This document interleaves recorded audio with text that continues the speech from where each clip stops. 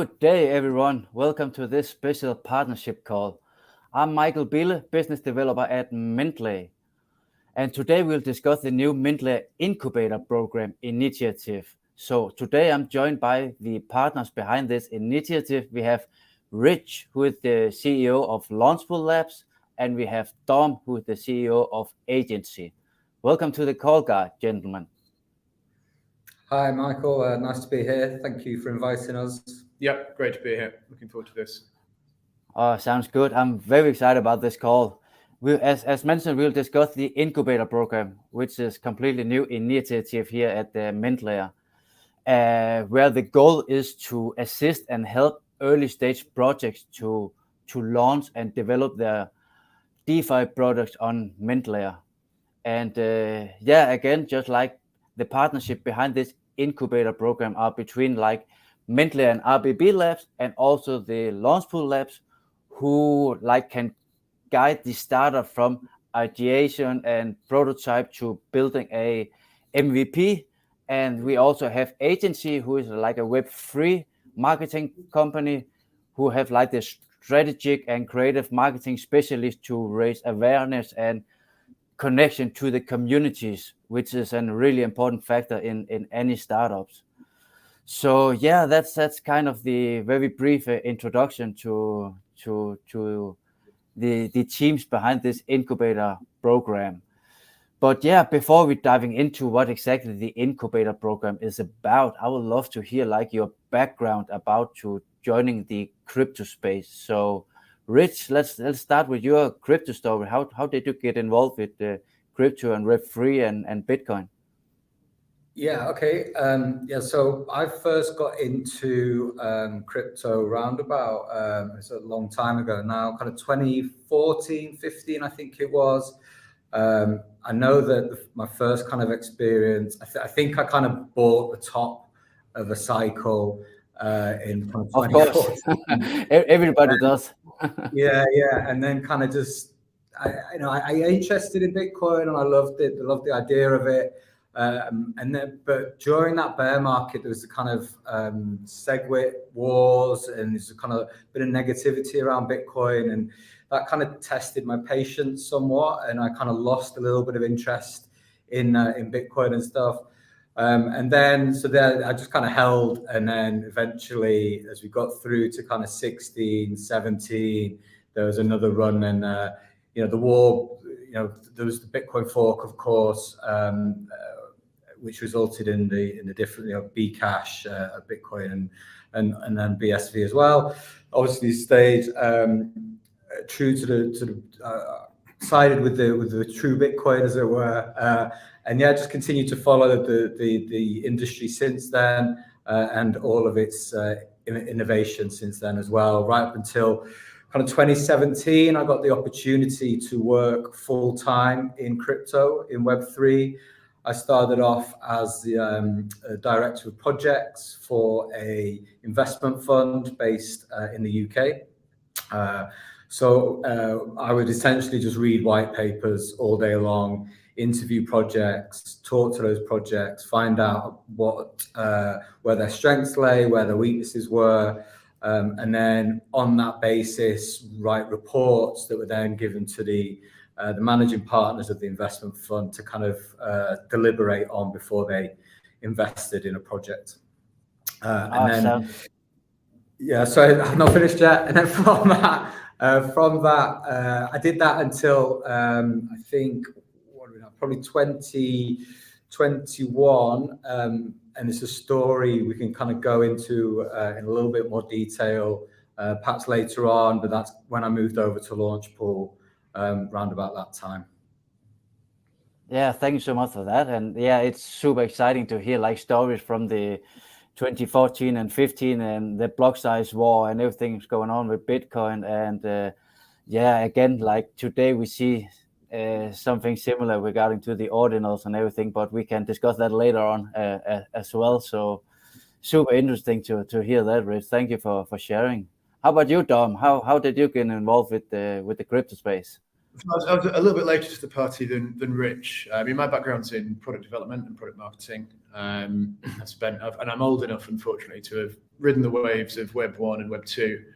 And most of my background's been in probably a mix of sort of gaming content and fintech. The majority of it in fintech, certainly most recently. And I got super interested in, I guess it wasn't called Web3 then, but in crypto and blockchain technologies outside work, talking around to late 2017, mid 2018. And in my role at the time, I was chief product officer at a fintech business. We were building out applications and platforms for a mix of companies, some consumer banking brands such as Klarna, but also a lot of bank and non-bank lenders. And we built out a platform to do with risk analysis and trading of collateralized debt products.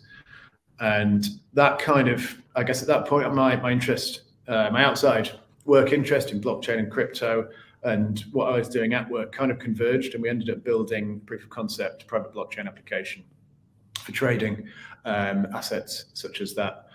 And then I left that role early 2019 and kind of haven't really looked back. Since then, I've been advisor to 2 or 3 projects in sort of metaverse, gaming, identity spaces, and then founded agency 6 or 7 months ago, really with driven, I guess, by a conviction that Web3 marketing it's not as sophisticated as it could be. It's often kind of lowest common denominator work in a lot of cases, unfortunately, and we felt there was an opportunity to take the best of well-established, well-structured marketing strategy techniques and combine that with the Web3 space. Yeah, thank you so much for sharing that, Dom. I totally agree, because you can, as I see it from my end from the business side, it's just that you cannot use like the traditional marketing tool into the Web3. You gotta rethink everything, right? Is that kind of how I hear it, you say as well? Yeah, there's a lot to be rethought, but I think there's also a lot of kind of prior art and science that is still extremely valuable to do with messaging, branding, how to communicate effectively with audiences, despite the differences and the different dynamics that exist in Web3. Yeah, exactly. But yeah, let's go on to like more talk about what you're doing at your companies right now. How about you, Dom? You can continue now. Just you have the agency now. Can you tell us more about like when you started this and the idea behind it and current situation and team at agency?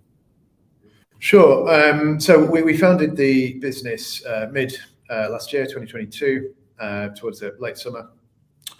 Since then, we've grown pretty rapidly. We're actively looking after around 9 to 10 clients at the moment. They're a real blend. Obviously, all Web3 focused businesses, a lot of them fairly early stage. It's a mix of DeFi, metaverse, gaming, identity. So there's a real spread there. I mean, in terms of our services, we offer a mix of community management and social marketing, and around that produce a lot of content to help drive those efforts. We spent some time at the start of, or just after we founded the business, developing really clear kind of processes and methodologies, which are still underpin what we do day to day in terms of building compelling marketing strategies that are going to reach the right people, that are going to engage them with the right content, but also drive, I guess, what you'd call a sort of community funnel.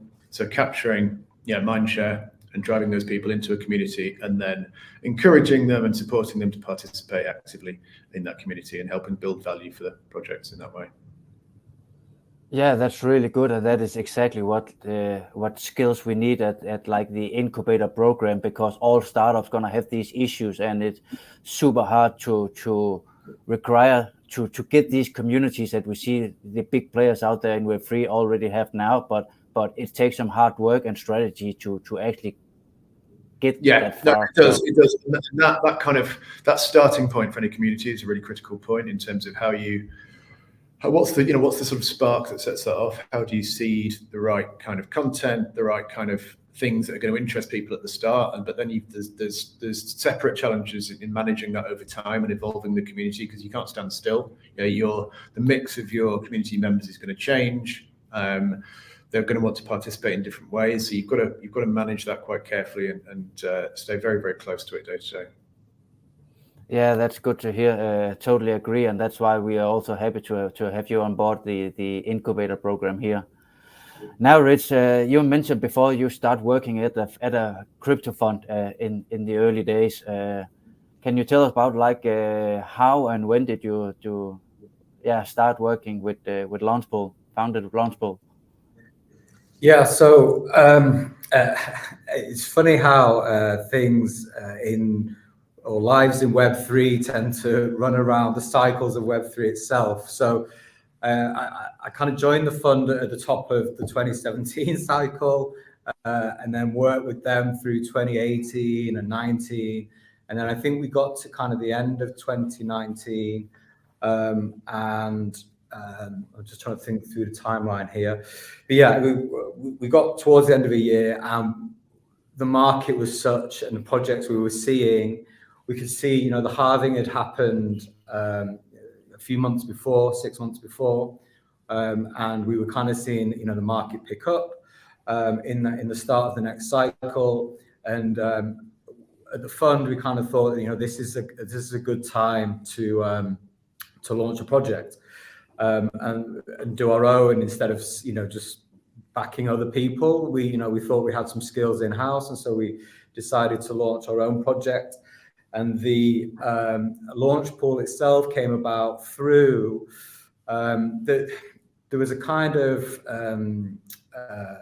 a prevailing thought in the space that retail was kind of not getting access to the projects at the same way or the same terms that that funds were getting, and we wanted to address that. And so we did. Launchpool was a vehicle that did that. We kind of allowed retail investors of small amounts to kind of get into these projects at the early doors at the same rates and deals that funds were getting.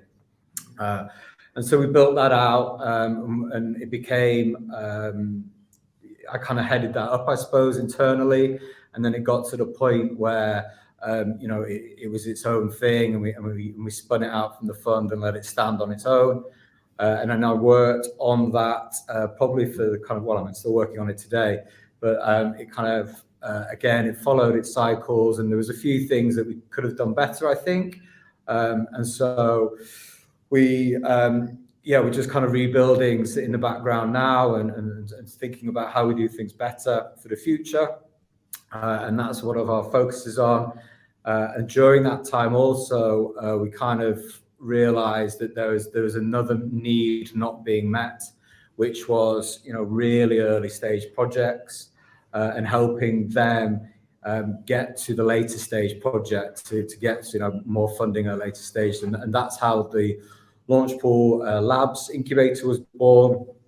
And that really sort of took people from the ideation stage right through to launching ultimately, and providing those projects with all the tools and all the access they need to be a success.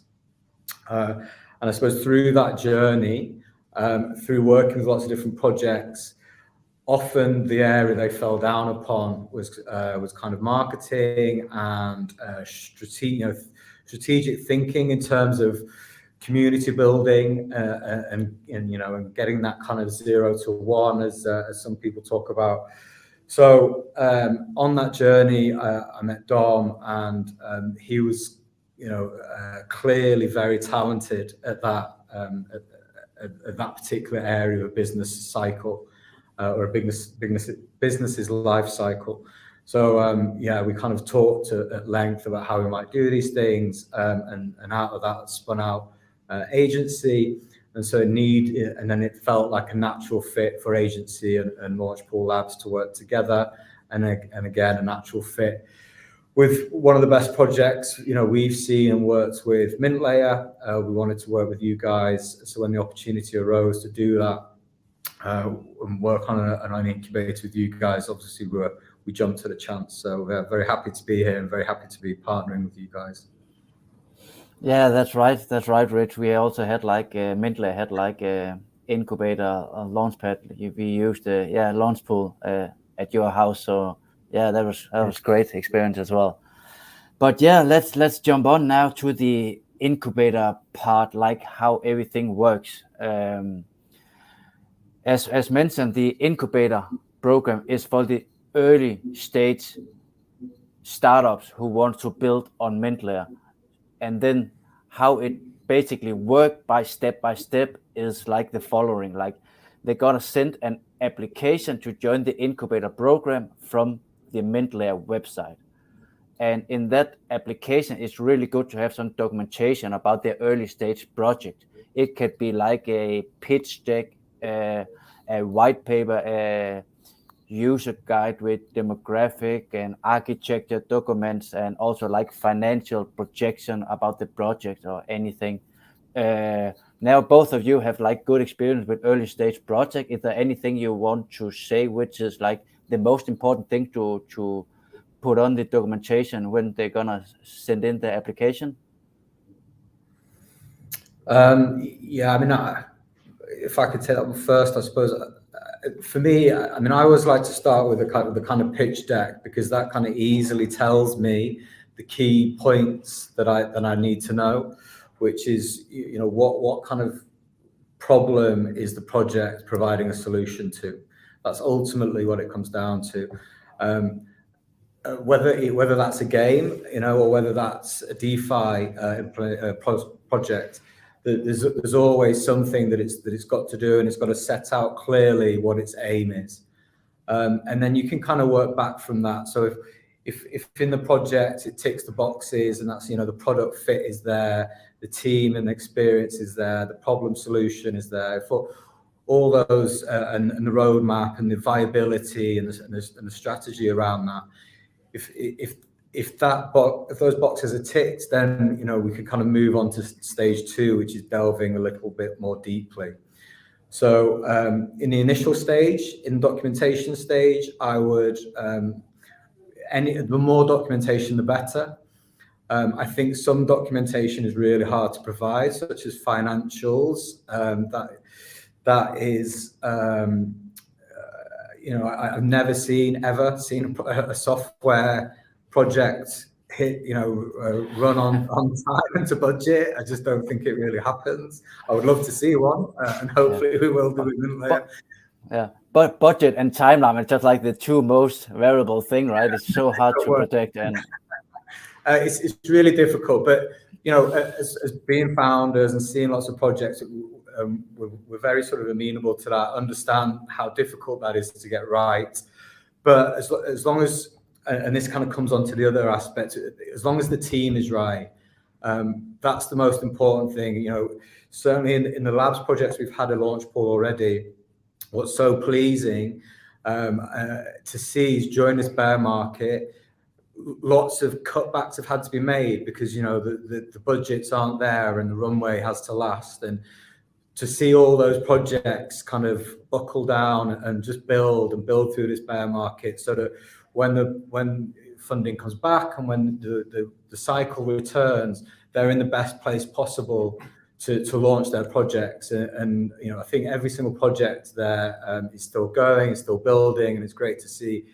And so that for me is a fundamental thing. And the reason that happens is because the founders and the team are strong and know what they're doing and really believe in what they're doing. So fundamentally, problem solution, team, and a decent kind of market strategy is what I would focus on if you want to submit to Mintlayer Labs. Yeah, that was comprehensive. Not sure there's a huge amount. I can add to that. Just to echo some of it. Yeah, a pitch deck's really important to outline clearly the proposition and the sort of problem solution. approach. I mean, some teams struggle with pitch decks, even though there's a good product under the surface. So it's not. I think it's useful to communicate to people making applications that they're not going to be judged on that and that alone. And what I look for, I guess, beyond the things that Rich has mentioned is it's partly team, but it's also in talking to a team and having a conversation with them. Can you get a sense that they have the vision to kind of if the first iteration of their product cycle is successful and they get product market fit and they manage to start to get some traction, I always want to get a feel for where they'll go after that, because it's very rare in technology. Web3 is still a very young space, but it's very rare in technology broadly that the product you take to market is where it ends up 4 or 5 years down the line. And I think, having been there myself as a tech founder and taken products to market, it's absolutely critical that you think kind of 2 or 3 steps ahead of what you're building at the moment, and have the mindset and the astuteness, I guess, to be able to do that. And I think that's what makes the difference between a good team and a great team. Yeah, that's some really good points there, because for me, I was just like for me, that is important. It's like they have like a roadmap, like a short-term, but also a long-term roadmap for like where they're gonna go. But as you mentioned, Dom, it's just like important. They're also flexible, because they have no idea how the technology will be like in plus 6 months. Then it can be a completely new thing to add on or change from their plan. Develop it, it opens up new opportunities. I mean, if you look at, it's a very different example, but if you look at Instagram got traction by providing photo filters to make crappy photographs look fairly good. They very, very quickly evolved that into something which exploited the network effects that they got from a size of audience. And there's in a lot of tech products, there's a very similar kind of evolution that takes place. So that's the kind of thing I'm talking about.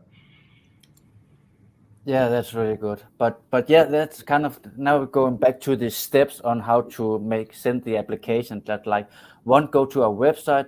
2 is just like send the application and the documentation. And the third thing that's gonna happen is just like we're gonna have the incubator committee who's gonna review the application, read the documentation, and do the due diligence. And then the first thing going to happen afterwards is that we're going to set up like an intro call with the founders of the startups. So we're going to have like a conversation and understand the team behind them, and we can ask questions to each other, both from the founder side, but also from the incubator side to the startups. Also to clarify like what is needed for the startup, because all startup will be in a different stage of the project. Some will only need like funding. Some will actually need like completely a development team and need software development or expertise. Some will need help to set up the company and understand the regulation in the countries and all kind of things. So yeah, can maybe if you can point out some bullet points what the incubator program actually can assist with for the startups, then you can feel free to point these out. Do you want to go? Yeah, can do. Yeah, I mean, I think at a high level, I guess in a broad sense, what we can provide is expertise and be a kind of initial point sounding board for founders to bounce thoughts off, to help them review the materials that they've got, help them review their strategy and understand what it takes to take that to market and find market fit, and what the metrics and tests are that they can run over those periods. I mean, more practically, once projects come into the incubator, we can help with them with regular check-ins, help them on a sort of bi-weekly or monthly basis, have project reviews. They can ask any questions of us, and obviously the wider sort of Mintlayer team, access development expertise from you guys as well. Yeah, and I would just add also some of it, as you alluded to there, Michael, some of it is a bit of a minefield in terms of regulation. So one thing we always kind of help with and do the due diligence on is to see, is the company set up in the right way, in a regulatory compliant way, Does it have the necessary structures to kind of fulfill all the operational needs of the business now and going forward?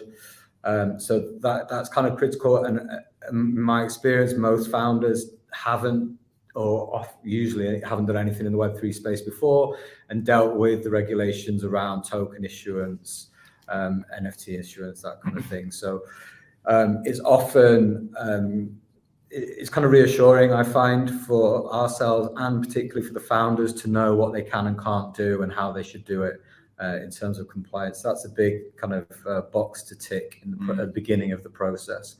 And then there are probably a few other areas that particular to Web3, the community side, which we've kind of talked about, how you kind of grow that, maintain that. So that's certainly an area of expertise that we feel that we can really help on. And then the kind of a token model as well. Again, that comes through experience and iteration, and is very dependent again on the market cycles, on your community, how engaged they are, and all these sort of things. But how much token should we put into trying to achieve this objective in our project?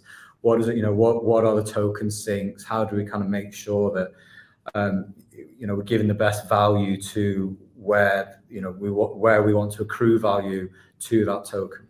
Yeah, and I think on top of that, it's partly about building the right kind of incentive models into your token economy, and helping founders make the link between the product, the users, and how they want the users to behave, and how the token can kind of be a bridge between those two things. Yeah, it's really good. Yeah. Thank you for that. But yeah, there's like a lot of different bullet points where the incubator program can support the early stage project.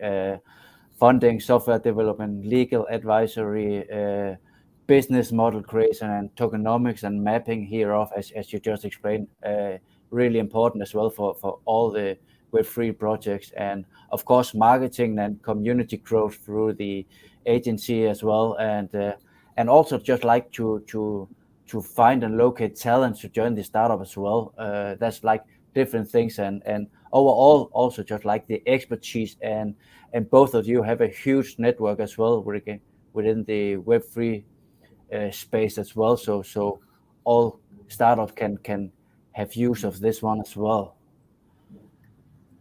Yeah, that's right. Well, lots of projects will depend on how they can interact with other projects. The composability in Web3 is very important, and so opening some doors, is again very useful and often imperative to project success. Yeah. So what kind of project do you think, like what are you looking forward to see, like and think can be built on Mintlayer? Like what kind of project do you think what kind of project will be attractive to build on Mintlayer as a Bitcoin sidechain? Yeah, I mean, it's really interesting, isn't it? And one of the things I love about the Web3 space is that if you're decentralized, truly decentralized, you shouldn't have, say, this project can't come and build on here, or that project can't do that. Because if that's the case, then you're not decentralized, are you, right? So ultimately, I think any project, in my mind, should be able to come and build on Mintlayer. I know that kind of being built as a layer 2 on Bitcoin has a certain, I want to say, authority, or if your base layer is Bitcoin, that is the strongest, most secure network. It's the most capital employed on that network, etc. So that's got to appeal to DeFi. I think in the first scenario, it's the biggest asset, Bitcoin's strongest asset. So I think DeFi is probably the primary one, but that is not to say that we won't see other ones. The ordinal stuff on Bitcoin recently has shown us that there's appetite for all sorts of different things on Bitcoin, and so I would really like to sort of say that from our perspective, we're certainly not dogmatic in our approach to what is the right project and what isn't. NFT projects we would love to see. If there's good gaming projects. You know, I know for facts in the area where we are in Northwest England, there are some strong gaming projects built on Lightning Network. And so I would love to see some projects if that appeals to you, and payments, boosting people's avatars through Lightning payments and things. I played Mortal Kombat about 6 months ago, where the guys had built in some power-ups that I could drop into the game just by sending sats to them on the Lightning Network, which I thought was really cool. So there's so much innovation that can happen on these layer 2s. That's why, we're so looking forward to working with Mintlayer, because it's providing the tools for people to build anything they want to build, really. For me on Mintlayer. Yeah. Dom. Yeah, no, I mean, yeah, very similar. I think Rich is right. There's a sort of natural inclination probably towards DeFi, at least initially. Personally, I'd say it's for Web3 more broadly, but I think Mintlayer's time to market is probably really good for this. I think over the next couple of years, we're going to see a lot of innovation and a lot of stuff which starts to blur the boundaries between distinct kind of categories, particularly around things like say identity and health, and things where security is of even more sort of critical importance, say, than some more sort of, I guess, day-to-day applications such as social interaction stuff that are getting built elsewhere. And I'm kind of hopeful that we start to see some, or on Mintlayer and through the incubator, we see some projects that really sort of start to sort of stretch thinking and do some really innovative things that maybe combine different areas in that kind of way. Yeah, absolutely. And a good point you mentioned there, Rich, regarding to Mintlayer is open and permissionless network, so everybody can come and build. They don't even have to charge like the incubator program or any other initiative from Mintlayer. It's open source, so they can just come and build the project they want to. And again, I'm a Bitcoiner, so I truly believe that the Bitcoin blockchain is the only truly decentralized network out there and the strongest of them all. So it's just a matter of time before it's gonna attract all things we see on other blockchains and be building around the Bitcoin instead. So really, really interesting. And I especially personally want to see tokenization of real world assets to be built. Like you're gonna see real estate, we're gonna see company shares and everything be built into minting on Mintlayer example, and then you can actually buy these shares directly for the original native Bitcoin. You don't have like a wrapped or federal or another token. You can use the original Bitcoin to buy these assets, real world assets. So that's a huge thing for me. I believe that where I'm really bullish on. But as you mentioned, like GameFi and Metaverse and everything can be built on Mintlayer as well, and integrate with Bitcoin and Lightning Network as payments or how they're gonna provide these gaming. So it's super interesting to see what's gonna be built for the next years at Mintlayer and at the Bitcoin in generally. Yeah, we're excited. Yeah, and again we have like the NFT platforms you said like could also be really nice for to have on Mintlayer very soon, as we already have the MLS free token standard is basically ready to launch along with the testnet in a few months. And regarding to the NFTs, let's go to the ordinals part. Like what is your opinion of the ordinals and inscription on the on-chain Bitcoin? Well, yes. I mean, personally, I love innovation, right? And I love people building. I'm not a maxi. I'm not a Bitcoin maxi.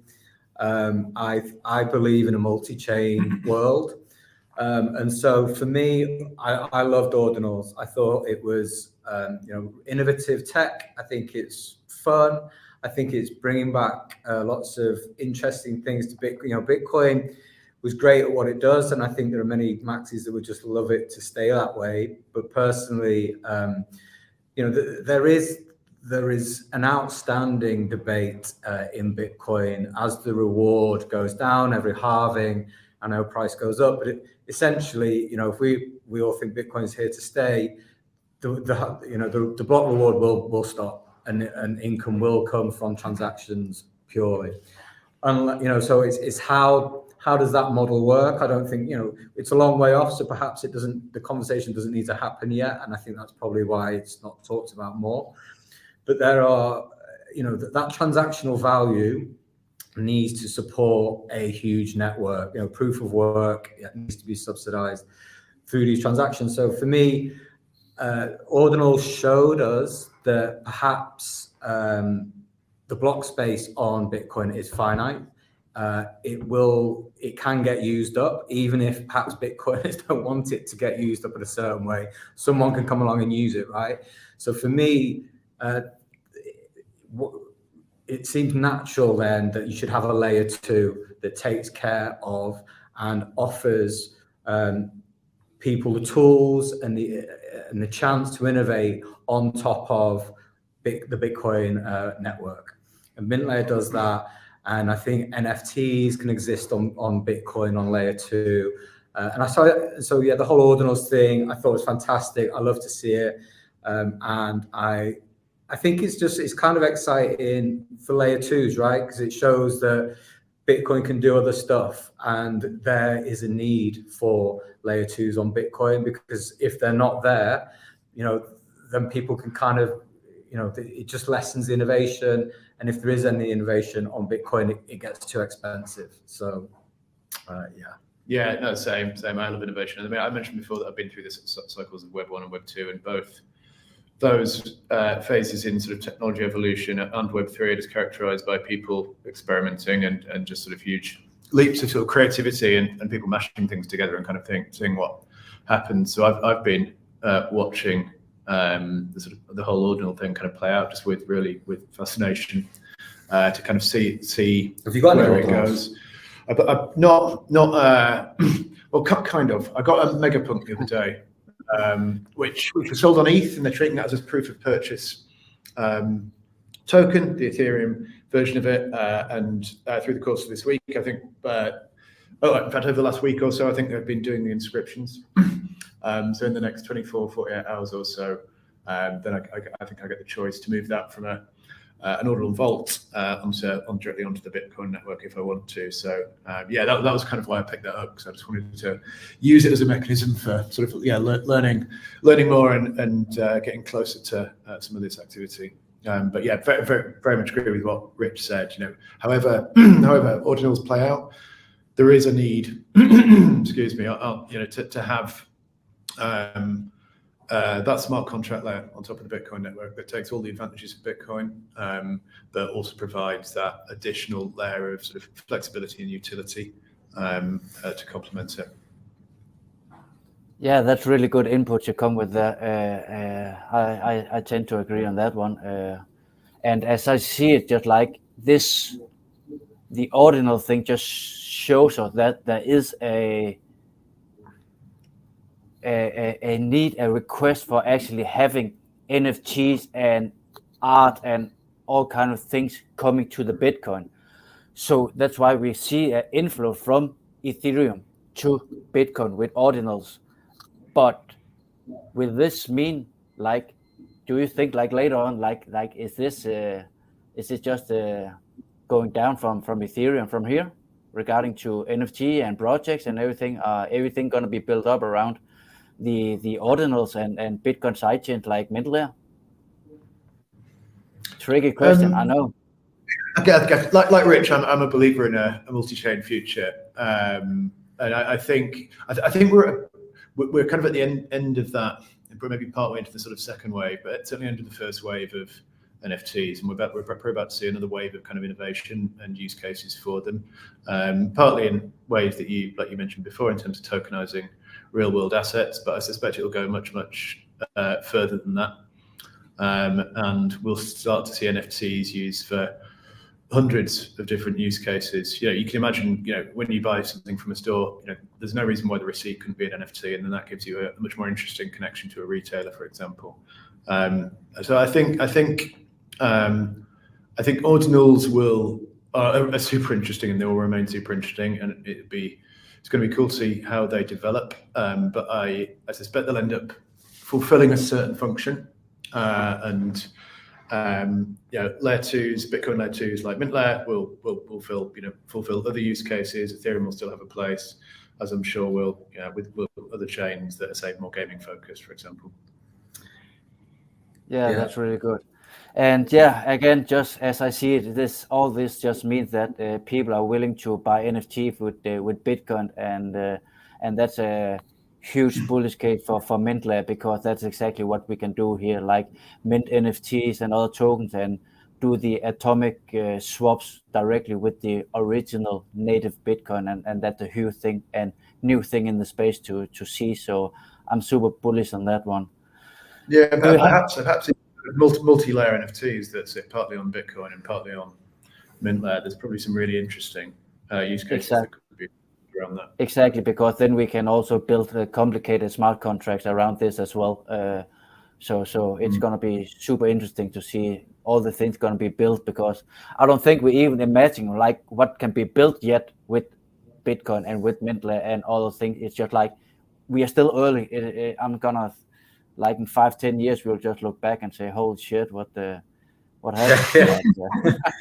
If only we knew what was going to happen when we were talking that time. Yeah. Exactly.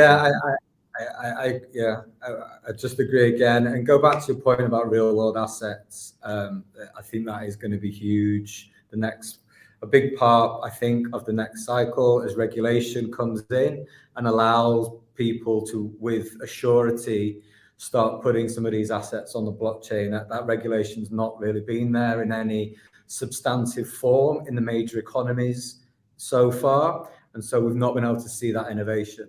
Now I think we will, certainly in the UK, with what the FCA's put out, in Europe with MiCA, and hopefully the Americans can do something sooner rather than later to enable innovation to happen with real world assets over there. But to your point, I think that's going to be a big part, and we're already speaking to projects that are kind of going down that route. So that's very exciting. Yeah, it's super interesting. So, gentlemen, any last words or things to discuss before closing down for today? I will not take any more of your busy time. I just want to say thanks for having us. It's been a great chat. It's been nice for us just to talk about what we're excited about Mintlayer and what we're doing. I'm looking forward to hearing back from the community. I want to just sort of say I don't want to foretell anything that the big things that are happening with Mintlayer, other than to say that we're super excited about it, and for you guys and for everyone associated in the community as well, because things are obviously moving along a bit now. So all good. Yeah, that's exactly the same, and just really looking forward. It's not just working with you guys and helping run the incubator, but really looking forward to seeing some applications from projects and just seeing what great ideas people are coming up with from the community. And it's going to be really rewarding helping some of those projects get started and start to move towards turning their idea into something tangible. Let's get building. Yeah, exactly. Rich and Dom, thank you so much for joining us today. I'm very bullish on this partnership and the incubator program, so we can help the early stage project building on Mintlayer. So thank you for joining, and to you guys who are watching out there, that's all we got for you today. And the GG is just around the corner, and testnet launch next quarter. So if you know someone who have a great DeFi project or idea in mind, send them to our website, sign up for the incubator program, and we'll be in touch. Thank you all for your support. Please follow us or reach out to us on Telegram, Twitter, or Discord soon. And thank you for today. I'm Michael Bille. Thank you, and see you next time. Thank you, guys. Thanks everyone. Bye.